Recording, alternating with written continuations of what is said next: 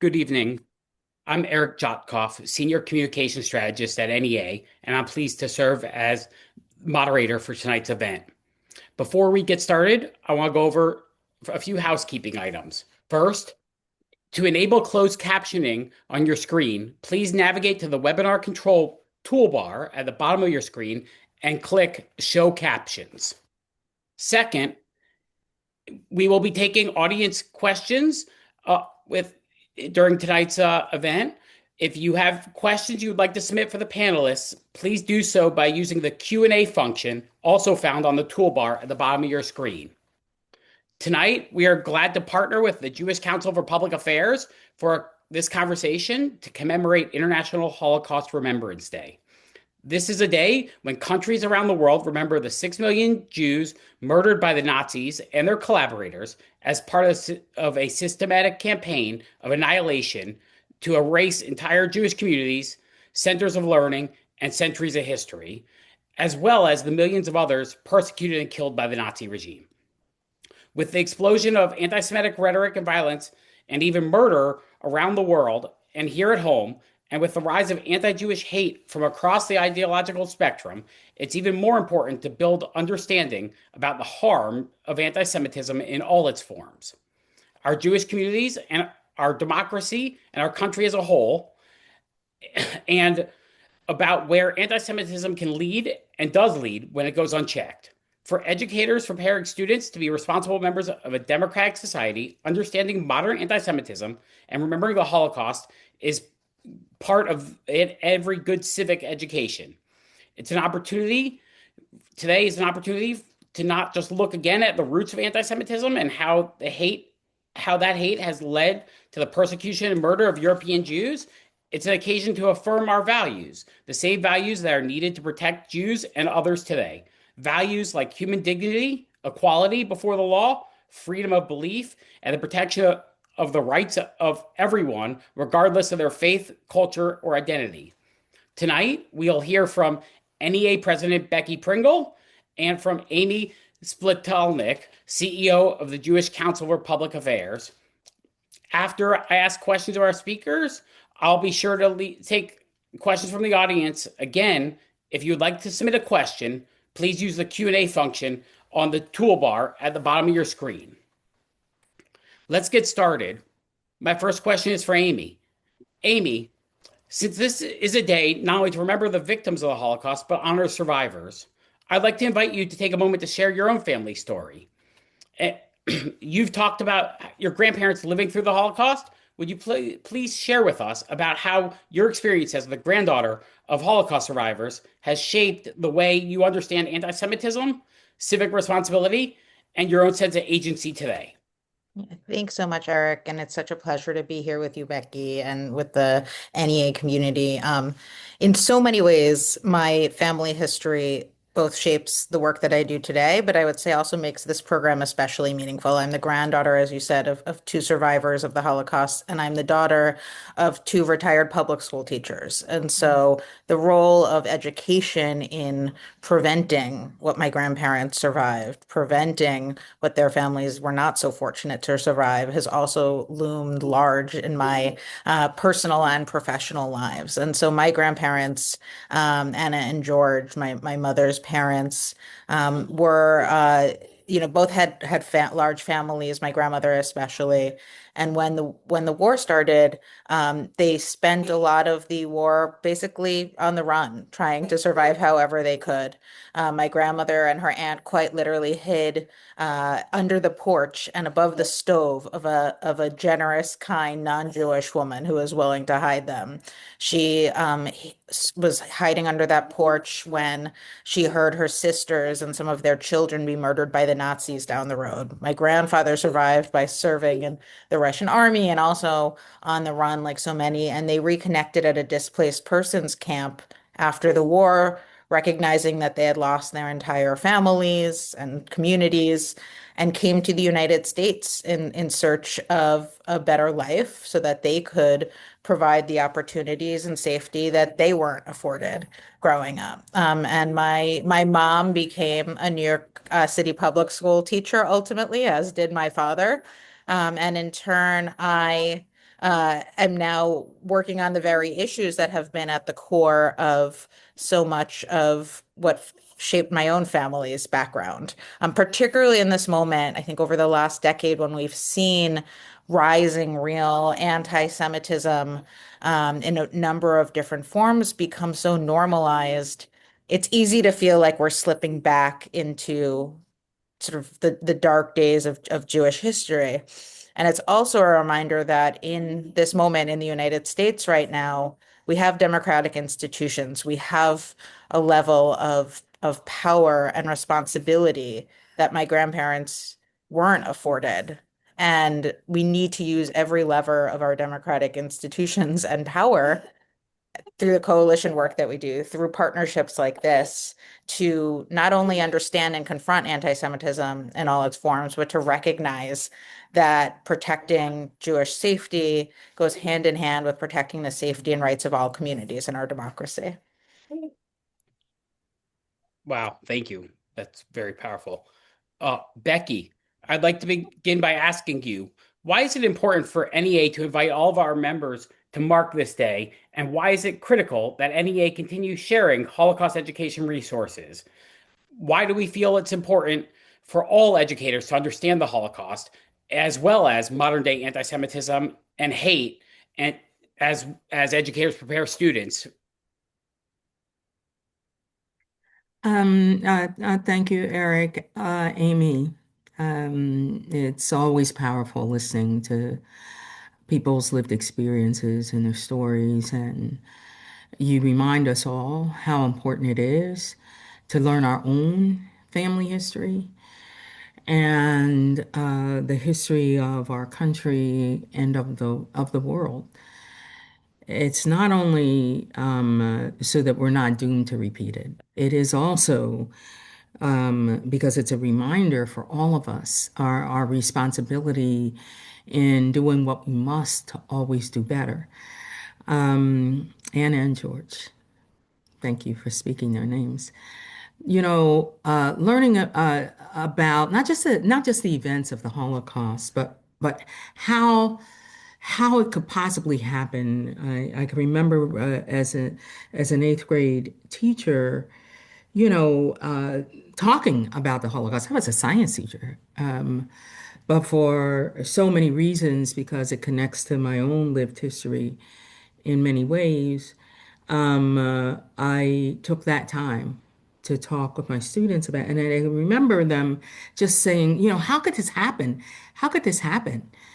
And so it's so important for us to not only promote but expand Holocaust education so that our students can examine how prejudice and indifference in too many instances can take root so quickly, and how democracies can unravel, and how the choices of individuals, neighbors, and teachers and civic leaders, they matter. Learning about the Holocaust can help students not only learn, but also to practice the skills of democracy, listening and asking critical questions, doing that ethical reasoning, and how, as students, they can stand up for others. We know that the Holocaust demonstrates how democratic systems can unravel quickly, they can be weakened, and how prejudice can become embedded in law and in policy and practices, and how the choices of ordinary people matter. We have to make sure that we are cultivating our own individual responsibility. And what I say to our members all the time is that, and I start with myself, I'm not done. I am on a journey of learning and understanding, of asking questions. And all educators, by the very nature of the profession they've chosen, must do their own work. They must take their own journey from awareness to capacity building to action. It's why I spent a weekend in Warsaw, Poland, learning and working with other racial and social justice activists, exploring what is now required of us right now as we witness the globalization and the systemic and coordinated spread of hatred. Whether we're talking about xenophobia or misogyny, racism, and at the center of this conversation tonight, anti-Semitism. The conveners of this gathering deliberately brought us together in the country that is home to Auschwitz, where the most deadly genocide continues to confound us, where even as we mourn the horror and the inhumanity, we are at this moment repeating history. As I stood inside what was left of the gas chambers and crematoriums, as I shook against the coldness engulfed by the visions of the transport train arriving in the death camp, stopping at the crossroad of where the sorting decision was made about who would die immediately and who would be spared for the moment, to try to survive through starvation and forced labor and torture until they joined 95% of the people who ultimately were gassed and shot and burned.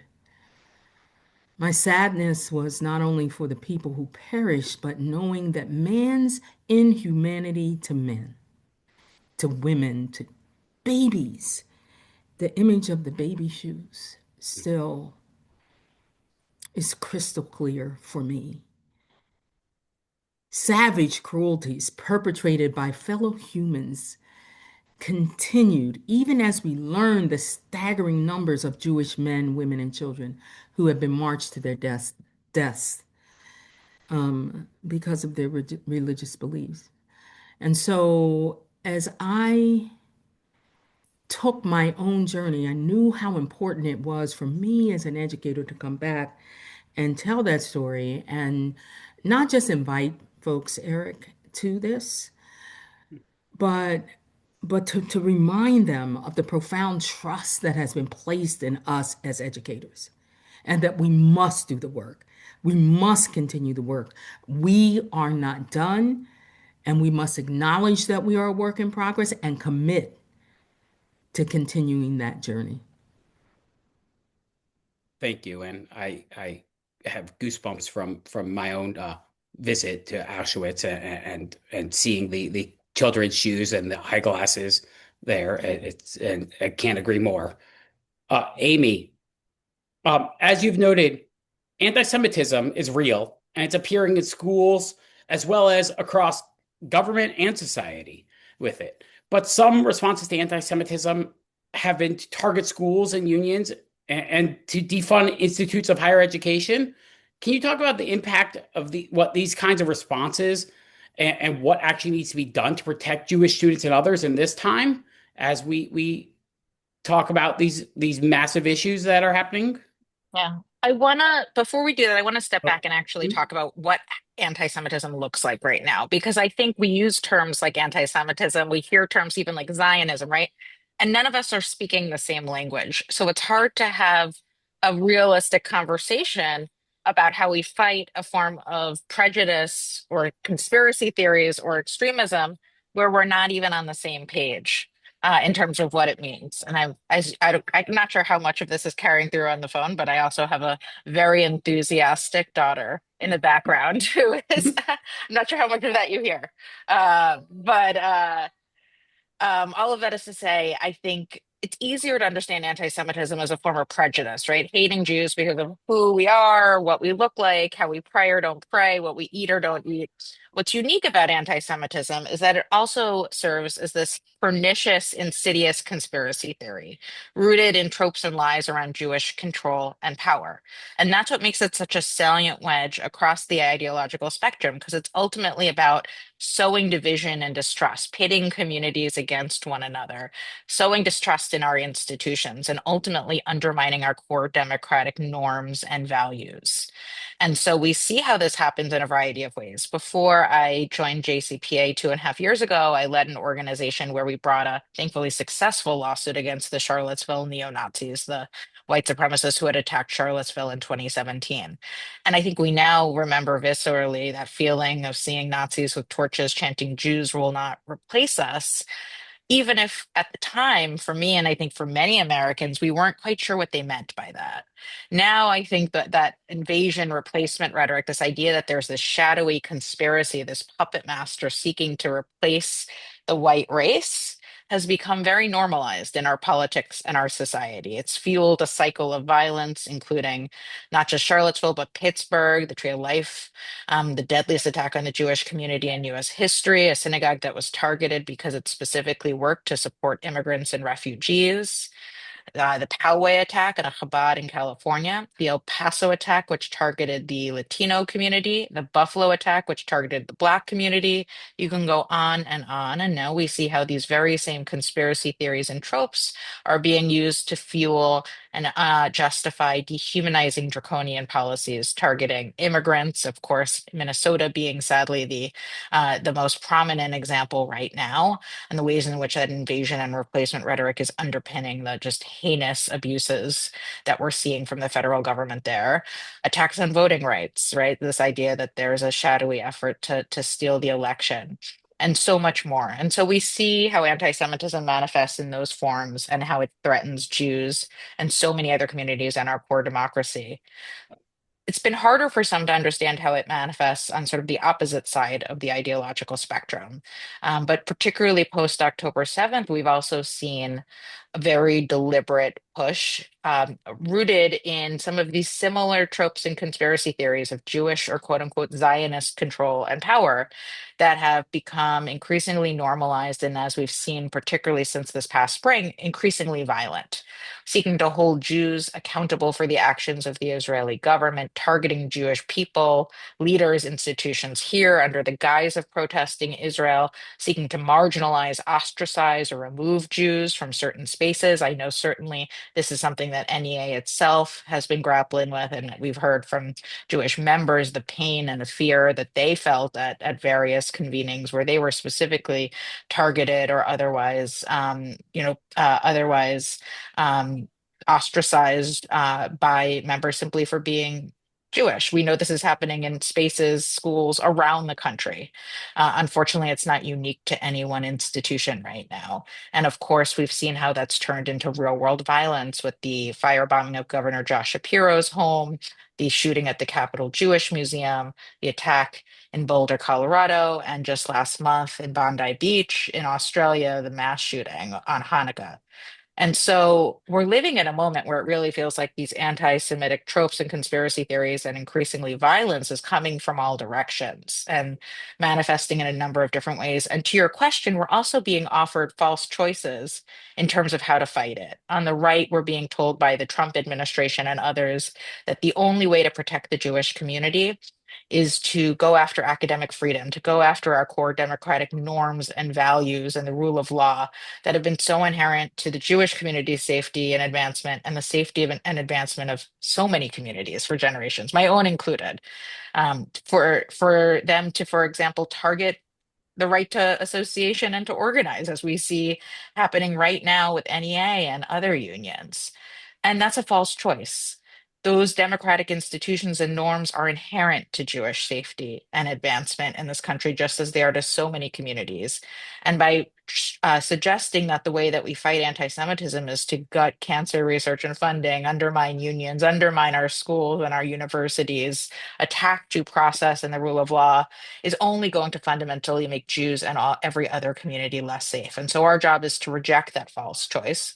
So too, do we need to reject the false choice we're often offered on the other side of the political spectrum, on the far left, by those who say that Jews can't be proudly Jewish, can't show up as our full selves, can't have a connection to the Jewish homeland, and do so in a way that also is, proudly aligned with humanitarian and small d democratic values, that we can believe deeply in Jewish pride and Jewish self-determination and do so in a way that also believes deeply in Palestinian and all communities humanity and self-determination. And so our job as educators, as activists, as leaders is to reject these false choices and to make clear that the vast majority of us live in this complicated middle where we can hold multiple truths at the same time, where we refuse to see these fights as binary or zero sum. And that's the only way we're not only going to be effective in fighting anti-Semitism, but also in protecting the rights and safety of all communities and our democracy at this really dire moment. Thank you. Uh, and now we'll start with a question for Becky, but I think Amy might have also something to add here from the audience. As a middle school teacher, I'm wondering if there are examples of subtle and not so subtle anti Semitic phrases, gestures, jokes existing in online and in person culture that educators might not realize are anti Semitic or historically rooted in anti Semitism. And how should we be addressing that? Oh, absolutely. First of all, Amy, thank you for grounding us in definitions of what anti-Semitism is. Um, and of course, that happens because of what Amy talked about, those false choices that all of us are being asked to make.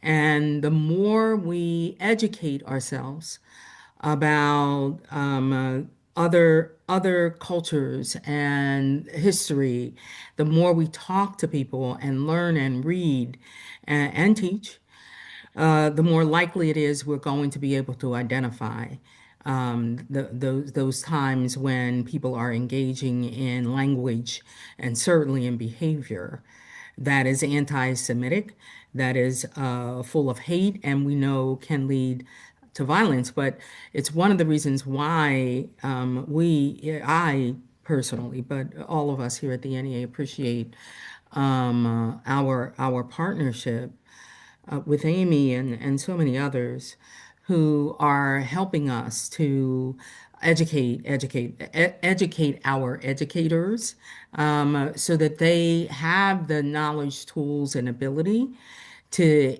engage in a way that allows people to be involved in courageous conversations from a place of knowledge, in some cases from a place of experience, but in all places, from a sense of humanity for all of our students and understanding that it is our role to interrupt that and continue to educate folks.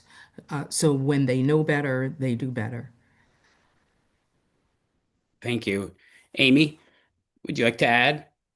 Sort of around this question of sort of the veiled and other ways Yeah. anti-Semitism might manifest, right? Look, Mhm. it's anti-Semitic. I had a conversation yesterday with someone who I heard describe anti-Semitism as a sort of smog, which I appreciated just because of how insidious it is. This, right? We talked about it as this conspiracy theory. It's really intended to mask itself, to take different shapes and forms, even if at its core it's still the same conspiracy theory around Jewish control and power, and as well basic prejudice and hate against Jews for a variety of different reasons. And so we see this, right? Hypothetically, we see it in what's happening right now, where first and foremost, we know immigrant communities are being targeted, and they are the ones that are on the front lines facing direct violence from the federal government and beyond. At the core of some of that are these pernicious, insidious lies around shadowy Jewish globalist control, George Soros's control and power, right? That ultimately underpin this hate. And so for me, it's a sadly perfect example of how anti-Semitism kind of be Trojan horsed into various things. And of course, we know often this comes up in the context of the Israel conversation. That's where it gets hardest and messiest to understand because of criticism of Israeli policy, of foreign policy, of a government, of what's happening in Gaza. All of that is not only important, it's not only fair game, but it's important that we have. It's how we help each other, educators and others, understand where that messy line is between critique and criticism of policies and governments into the sorts of harm and targeting that we were talking about earlier, when Jews are being discriminated against, ostracized, marginalized, or increasingly, as we're seeing, violently targeting. And so I think part of what our job is sort of where we started this, which is how do we even begin to speak the same language? How do we understand terms like Zionism? How do we understand the Jewish community's relationship with Israel, of which there no two Jews have the same relationship with Israel? And in turn, what does that mean for understanding and engaging around these really challenging questions? Thank you. Um, and I know you've touched on this, but we have a question for you, Amy, to start with. How can NEA and educators in particular support the Jewish community in this moment?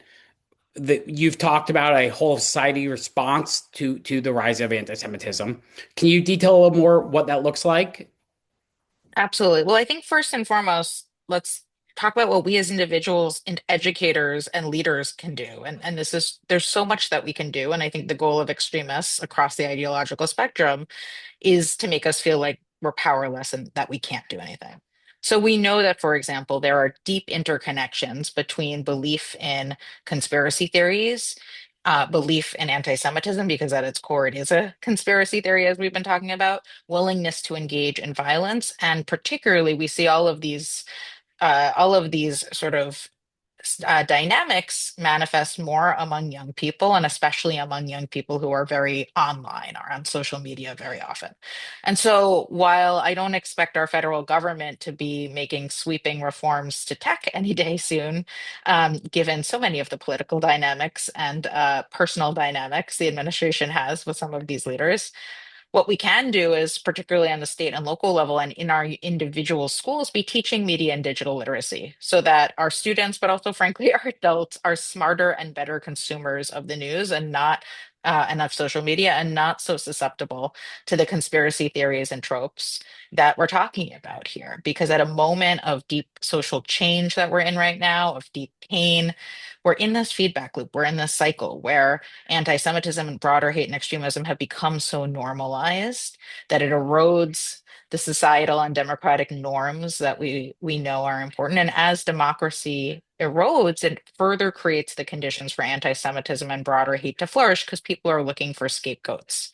And so how we help break out of that cycle is through that sort of media and digital literacy, through the very education, not just about the Holocaust and what happened, but also about who Jews are today as a people, Jewish culture, Jewish identity. The Jewish community is remarkably diverse, and how we unflatten the understanding of who Jews are through a variety of incredible curricula and programs and others, a number of which are I know going to be linked on the NEA's website after this webinar, is crucial as well, right? When we think about how we fight anti-Semitism, it isn't simply educating about anti-Semitism itself or the Holocaust itself. It's humanizing Jews, just as it should be for any other community facing threats. It's celebrating Jewish identity and culture and the community and traditions, and recognizing that the Jewish community itself is incredibly diverse, including, the I think 15 to 20% of us who are Jews of color, the remarkable number of us who come from immigrant and refugee families, my own included, the ways in which some in the Jewish community, as a result, therefore face compounding challenges and hate, the ideological and denominational and geographical diversity of our community, just again, as so many other communities have as well. So there's so much that we can do on the individual level, in addition to the big city, state, federal policies, investment in Title VI, investment in hate crimes prevention, investment in the Office of Civil Rights. There's a lot that we know our government can do, and we should all be advocating for it. And I'd be thrilled to talk about that as well. But I think, particularly in this moment, educators, parents, staff members, and others who are on the front lines are not powerless. And it's important that we not forget that. Thank you. And for Becky, how might educators who aren't Jewish draw on their own experiences and identify how they can help connect students to the Holocaust and anti-Semitism and connect that to questions of belonging, or exclusion, and how students are responsible in our society with it. So let me start by going back to something Amy said. It's just really so important because we're talking about Holocaust education right now. The focus of this webinar is the Holocaust Remembrance, International Holocaust Remembrance Day. And it's important to point out that, as I said before, it's important, absolutely essential that we know our history and the connections to today. But it's also important for us to be addressing that history in the context of what's happening today. And so, Amy, I really appreciate you making that connection, which I'll talk about a lot. As educators, our responsibility to understand that and help students and others. By the way, you know what? In this moment, we know historically, talk about history. We have the numbers to demonstrate that it's been educators and activists, unionists who have been instrumental in fighting back against authoritarian regimes. And so we, as both educators and as unionists, have an outsized role right now. And so it's incredibly important that educators take their commitment seriously to continue to understand not only the history but what's happening right now. And Amy, what you pointed out about the safety of the Jewish people necessarily being connected to the safety of all is so critical right now as this administration focuses on stoking fear and division between within and among groups. So as you talked about within the Jewish community, but I could say that about other communities too, within those communities and then among those communities. So that's absolutely essential to remember, and I appreciate that you focused on that. And so that's part of our role at the NEA is to help make those connections. And by the way, Amy, you referenced our members earlier. When I talk about the NEA, our 3 million members are the NEA, and we depend on our leaders to help us, and we center them in doing that teaching for each other, not only at the national level, but also at the local and state level. So that's part of our responsibility as well, is cultivating that responsibility always, all the time, to change our current reality. We know that as time passes, so many Americans and others don't even know what Auschwitz is. They don't know. Memory fades, and certainly at a time when the teaching of a complete and honest history of this country and the world is threatened, and the educators who are teaching it are too, where panels and information is being removed from museums and taken out of curriculum. I mean, this is that time when we actually have to fight to make sure that the teaching of the Holocaust even stays in our curriculums. And so it's important for educators to find all of those connections so that students have the spaces as well as the information to access their own empathy and to resolve, to confront head on anti-Semitism and prejudice within their own lives and within their own spheres of influence. And as I said before, this is ongoing. It's an ongoing process, and it's why it's so important for us at the NEA to cultivate and pull together to ensure that we have a vast array of resources that our educators can have so that they are able to not only create the space for people to tell their stories, but for them to be able to tell other stories as well. It is critical for educators to learn and to see and to teach how our responsibility right now. Amy, I always struggle with, we all say it, but I always struggle with using that phrase in this moment. This is not a moment. This is not a moment. And we have to understand that. The people of Minneapolis sure as hell do. It's not one mobilization, not one rally, it's not one. It is a continuous drive to organize for power in a way that we address the evils and hatred that have confounded us throughout history and have continued to find their way into our lives today. And so, as educators continue to prepare themselves, we are providing those opportunities to come together and learn together, resources, readings that we suggest, not only for educators, but for students as well. We make sure that as part of our Read Across America, that we have book titles that help our students learn about Jewish culture and history and to your point, Amy, what we are doing today.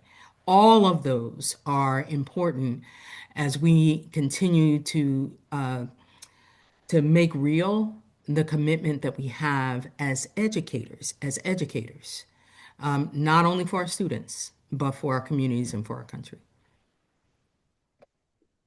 Thank you. Oh, and this question is for Amy. Amy, can you talk about the intersection between anti-Semitism and anti-Zionism, and when criticism of Israel crosses the line into anti-Semitism? Absolutely. And I know that I'm sure I see and I know that this is one of the top questions folks are grappling with. How do we really help people understand where conversation over Israel, over Zionism, over Gaza, over October 7th is where does that conversation cross the line into harm against the Jewish community versus real important and legitimate policy debate and critique, which is vital to our democracy? So I want to start by actually explaining what Zionism means to me.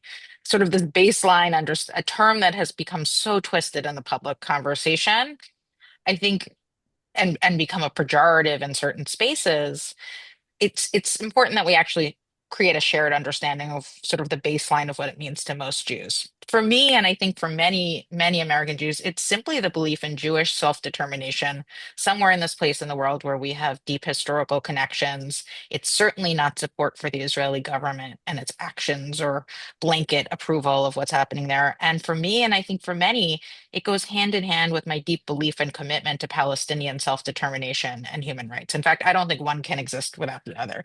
There's, 7 million people on either side of this conflict there, and neither are going anywhere. And the only way in which we are going to see a better future in which Jews, Palestinians, and all people who live in the region are safe is to recognize no one's going anywhere. And we have to figure out a way for them to live safely, freely, in dignity and self-determination. And so for me, my Zionism, my belief in the importance of a Jewish homeland goes hand in hand with my belief in Palestinian self-determination.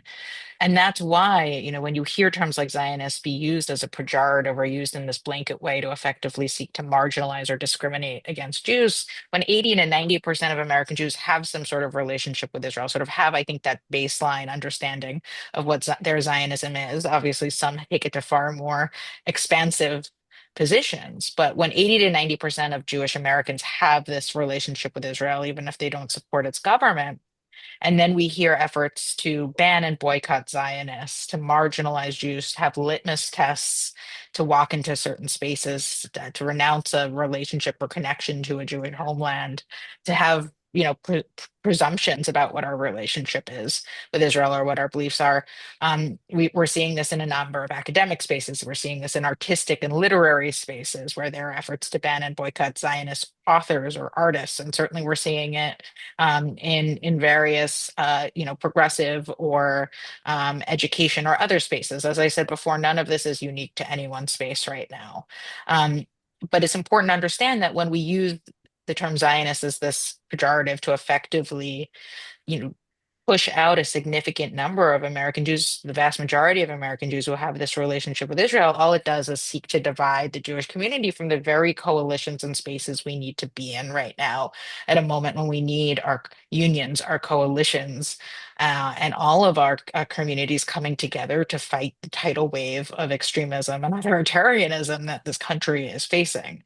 And so, for me, in so many ways, that line is crossed when we go beyond thinking about, go beyond arguing over what policy is, into these direct attacks on core Jewish identity and values and litmus tests and related topics. And that in turn, again, doesn't just harm Jews, but ultimately it undermines the very fabric of the coalitions we need to be building in this moment when so many of our rights and safety are under threat. Thanks. And this question is for Becky. We are all experiencing the hate and division around the country. How do you keep going and help others to keep going and find hope in these times? So yeah, that's a question for all of our leaders, isn't it, Amy? Because it does seem relentless, and um, we know that so many communities that have been marginalized throughout history are suffering. And for those of us who belong to those communities, it's painful and it's horrific and it's agonizing. For those of us who have been on this earth for a minute, we've been fighting this fight for a really long time. And there are some fights we thought we had won.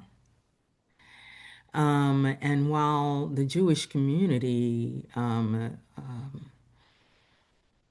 certainly not only experience but have been talking about the rise in anti-Semitism, um, to see it front and center in ways that we cannot look away is heart-wrenching and unbelievable that we're in 2026. Here we are after decades of fighting together in coalitions, of fighting against hatred and discrimination.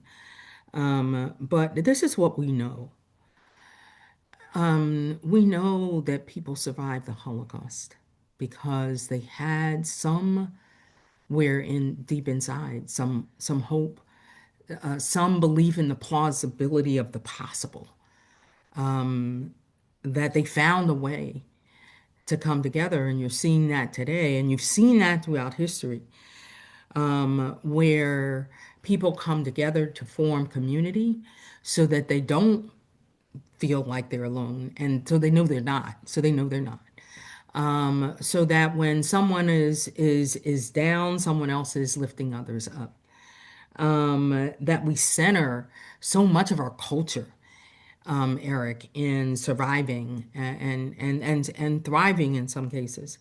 We center so much of our culture in songs and storytelling, of finding a way to be that resistance through joy, because we know if they break our spirit and our resolve, then they have won. Then they have won. And so when I talk to folks about making sure that they are taking care of themselves and they are taking care of each other, it is about paying attention to their humanity. It is about making sure that they get rest. It is about ensuring that as they are fighting these battles, they are reaching back for others who might need that linked arm, and who absolutely need that human connection. So our resistance and our ultimate renewal is absolutely dependent on us not giving up hope, and of us finding ways to take care of ourselves and others. Thank you. And thank you everybody for so many amazing questions. I wish we had time for a lot more of them, but it's something that we could be having this conversation for hours and days with it, with so many amazing questions with it. But we just have time for a few more. Amy, the Holocaust shows us how prejudice can move from attitudes to laws and from laws to violence. What do you want people to understand about their own agency, what they can do to prevent that progression in their own communities or in countries around the world to prevent another Holocaust or similar? Look, I think all right. Look, I hope that there is never anything close to what the Holocaust was. And I think in some ways the challenges of understanding anti-Semitism is because the Holocaust was so massive, it's hard to understand anti-Semitism when it isn't as gargantuan as what we saw not that long ago. Um, and that's why it's both so crucial that we teach it and that we also connect the dots to contemporary anti-Semitism, hate, and extremism, because it's so hard to fathom how something like that could happen. And yet at a moment when we're seeing rising anti-Semitism and broader hate and extremism, we see how that flame, how those sort of tinders catch pretty quickly. So I'll say a few things here first, and I think this in some ways builds on what Becky was saying, right? That those who survived the Holocaust, my grandparents included, survived because they were able to keep some of that hope and resiliency, and they also survived because there were very brave, courageous non-Jews who spoke out and stood up and quite literally hid folks like my grandmother and her aunt.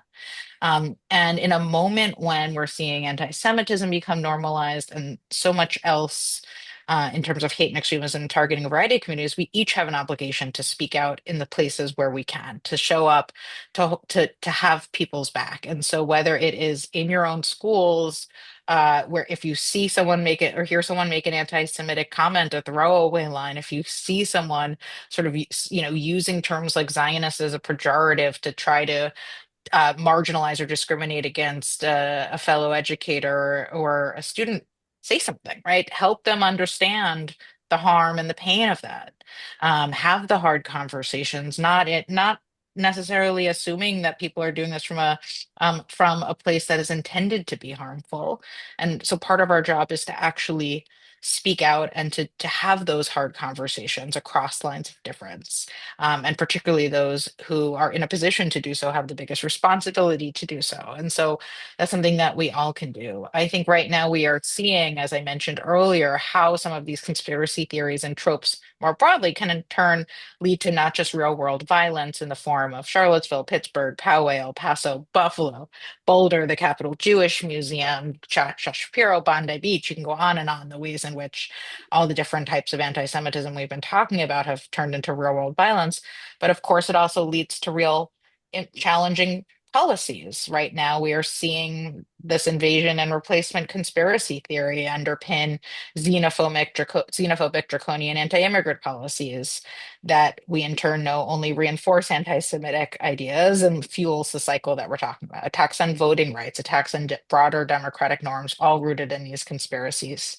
We see how, for example, thinking about San Diego over MLK weekend, where at a civil rights progressive gathering, the two Jewish speakers were uninvited because of their perceived relationship with Israel. This was a racial justice, social justice gathering, and they decided to uninvite the Jewish speakers because they didn't want to wade into Israel, even though these were speakers who had nothing to do with Israeli policy. This was about showing interfaith cross community solidarity on Martin Luther King Day. And unfortunately, we know stories like that have played out around the country. think of like one of the communities in Virginia that we worked with after October 7th, when a street festival said they didn't want to have a menorah lighting because they didn't want to be political over Israel, right? So when we start to see organizations, governments use these ideas, some intentionally and maliciously, others unintentionally, in a way that ultimately normalizes it. Our job is to speak out and push back. That's the only thing we can do. And educators, again, are so well positioned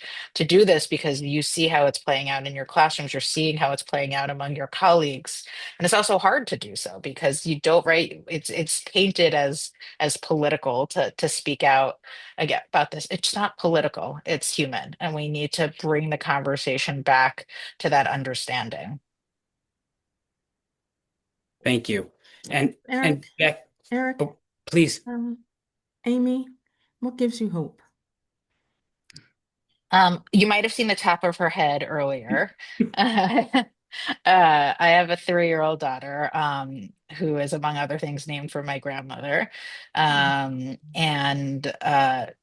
carries, I think, a lot of her spirit. If you heard her sort of shouting in the background earlier as well, and I made a decision to bring a Jewish child into this world at a moment when we're facing, levels of anti-Semitism I had never seen in my lifetime, levels of broader hate and extremism, threats to our democracy, and so much more. And that's a hopeful act, right? You don't choose to bring a kid into this world unless you believe that something better is possible. And so it's, as much as my grandparents and my parents' own history surviving the Holocaust and serving as public school teachers really, I think, shaped what I've chosen to do with my life. The reason I think I have hope and fuel to keep doing it is because I look at her. And the other thing I'll say is conversations like this, right? I've Part of my job is to have hard conversations across lines of difference.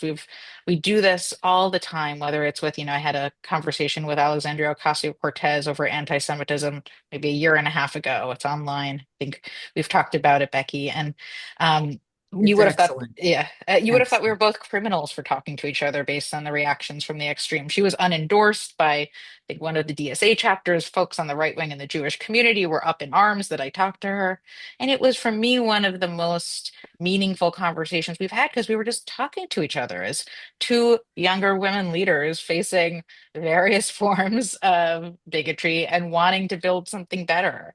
And her leadership there, I deeply appreciated. And so, similarly, obviously, right now in New York, where I live, there's a lot of conversations around how do we engage with the new administration on these questions, and their willingness to engage has been so important.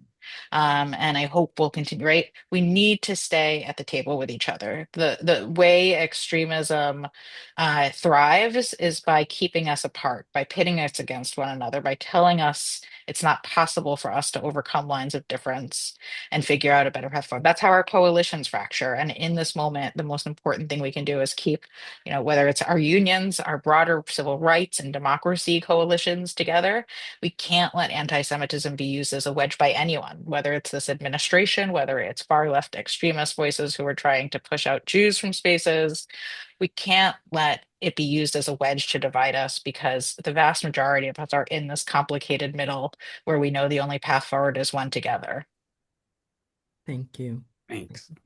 And Becky, for the final question, it's clear that the Holocaust history is a tragically rich source of lessons about so many facets of how to make ethical decisions and for understanding how bigotry can move from words into discriminatory policies and actions. We know one of the best defenses to this has been the development of a strong, diverse, and resilient democracy. What is one lesson from this conversation about the ways anti Semitism threatens that diverse democracy that struck you as essential for students to understand in order to become informed and responsible citizens? Um, and first and foremost, Eric, the power of partnerships like the one we have with JCPA is absolutely critical to our way forward. For all the reasons that Amy and I just talked about. It's hard. It's hard to believe the murder of 6 million Jews would have been possible if the Jewish community wasn't so marginalized. Um, Making them the prime target when you marginalize people, it makes them the prime target for scapegoating and blaming them for all of the ills of society. And it's a reminder that no community can stand by itself alone against hatred. The lack of allyship and co-conspiracy has had devastating consequences. To Jews, like Amy's family and so many others, we've heard the stories and we know the reality of what happened and its impact. But we have to acknowledge that Jews were abandoned by the world while they were sent to their death.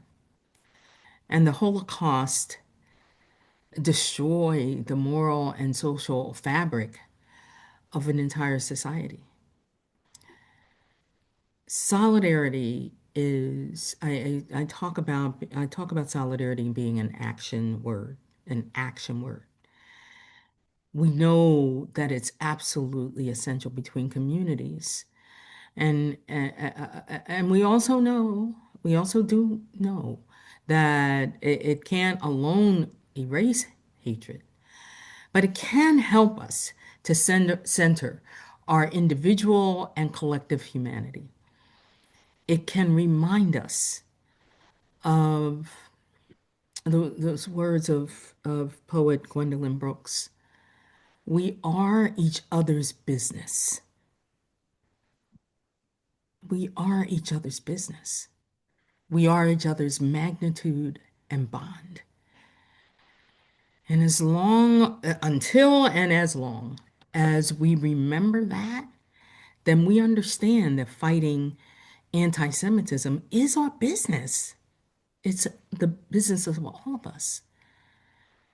It is our business to fight the hatred and cruelty that is going on in this country right now against immigrants. It's our business to fight for a democracy that yet has to live up to its promise, that it is we the people, all of us, that deserve that right to itself, life itself, self, to liberty and the pursuit of happiness. So thank you, Amy, so much for joining me in this conversation. And something you said earlier, I want to certainly say made me think of this, to say to the listeners in this webinar that this is just one step.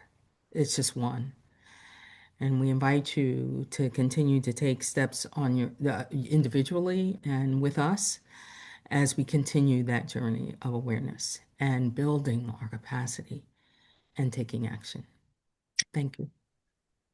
Thank you for having us for this partnership. I'll say when we brought up the Gwendolyn Brooks poem, I don't know if you saw me, I got a little verklempt, as we would say in Yiddish, because that is a poem I have above my desk, and one that has become very important to me, in some of the work that we do on the anti-Semitism and democracy intersection, and some of my key partners in that work.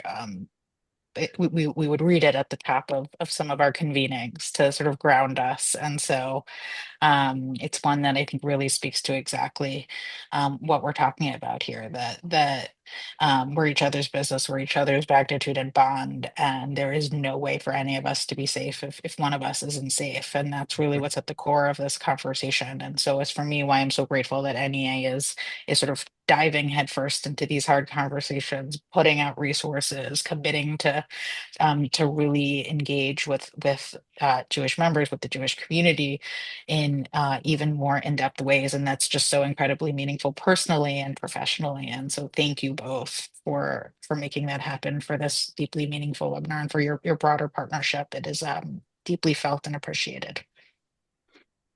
Thank you so much. Thank you, Amy.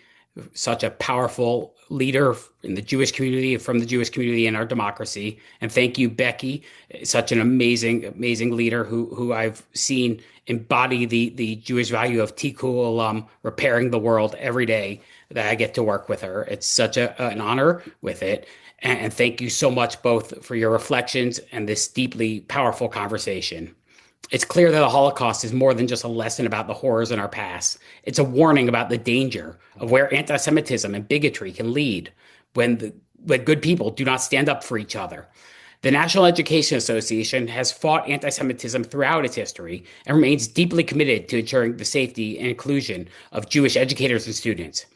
Education is one of the most powerful ways we can confront hate, tell the truth about history, and ensure that every student feels a sense of safety, dignity, and belonging. In support of that goal, we've curated a list of resources to help educators, families, and students understand the history and significance of the Holocaust, what anti Semitism looks like today, and how we can effectively counter anti Jewish hate. These resources can be found by visiting nea.org/countering anti-Semitism. The QR code on the screen should take you there, and these resources will be emailed to everybody who joined us tonight. Thank you so much for joining us, and have a great evening.